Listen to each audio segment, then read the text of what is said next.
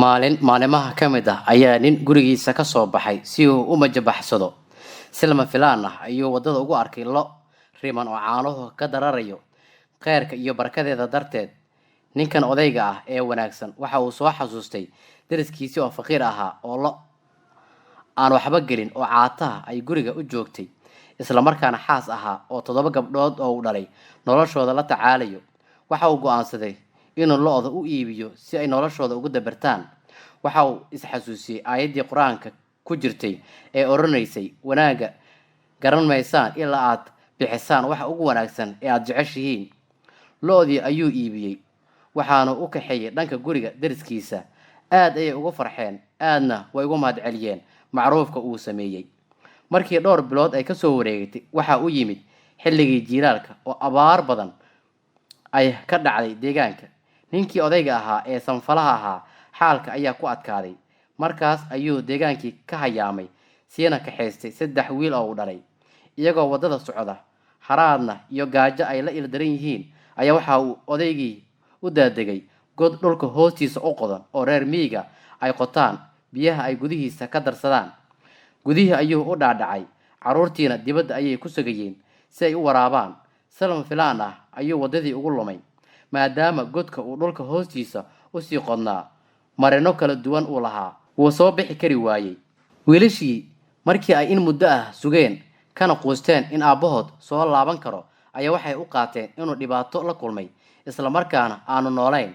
Markii horena waxayba sugi weysanaayeen dhimashadiisa si ay dhaxalka u qaybsadaan. Dhanka guriga laga soo hayaamay ayay dib ugu laabteen oo dhaxalkii ayay kala qaybsadeen. Midkood ayaa waxa uu soo xasuustay lo'dii uu aabahood sanfalka ku bixiyay.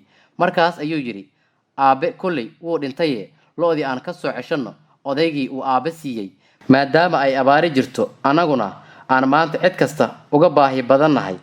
Way israaceen oo odaygii ayay u tageen. Wuu soo dhaweeyay, waxay u sheegeen danta ay ugu yimaadeen.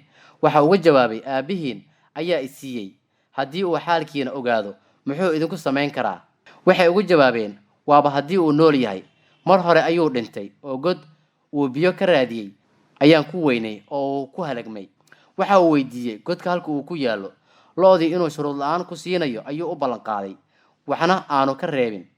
Way kaxeeyeen, way geeyeen, xarig ayuu dhexda ku xirtay. Godkii ayuu gudaha u galay si uu u raadiyo saaxiibkii oo uu aaminsanaa inuu abaal badan u galay. Waxa uu muddo socdaba waxa uu maqlay qof taahaya oo codkiisa uu daciif yahay. Wuu u sii dhowaaday, waxa uu arkay in saaxiibkii weli nool yahay. Wuu soo qaaday, godkii ayuu dibadda ugu soo saaray, iyadoo aanay wiilashii u dhalay waxba ka ogeen xaaladda aabahood aan la socon. Odaygii wuu badbaaday oo isagoo ay jirto inuu maalmo fara badan aan waxba cunin, ayuu haddana u noolaa oo Alle uu badbaadiyay. Ninkii sanfalaha ahaa ayaa la weydiiyay sababta uu ku badbaadiyay maadaama uu maalmo badan godka ku dhex lunsanaa.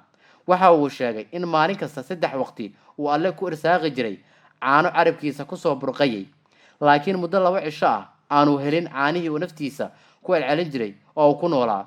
Waa 2dii cisho ee wiilasha uu dhalay ay reerka kala noqdeen lo'dii uu aabahood siiyay. Sheekadan waa sheeko dhab ah oo dhacday xilladii hore, buugaagta qisooyinka ee lagu kalsoon yahay ku xardhan.